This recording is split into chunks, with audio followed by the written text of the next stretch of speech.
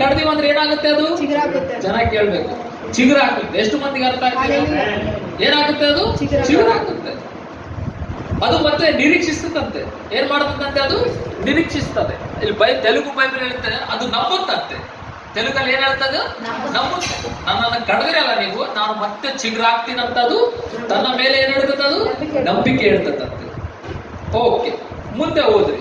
ನಂಬಿಕೆ ಹೇಳುತ್ತಂತೆ. ನೆಕ್ಸ್ಟ್ ನೀರಿನ ವಾಸನೆಯಿಂದಲೇ ಅದು ಮೊಳೆತು ಅಲ್ಲಿಂದ ಬರ್ಬೇಕು.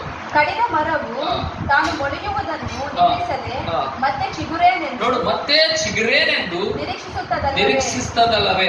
ನೆಲದಲ್ಲಿ ನೋಡಿ ನೋಡಿ ನೋಡಿ ನೋಡಿ, ನೆಲದಲ್ಲಿ ಅದರ ಬುಡವು ಹೆಂಗೆ ಏನಾಗ್ತದಂತೆ?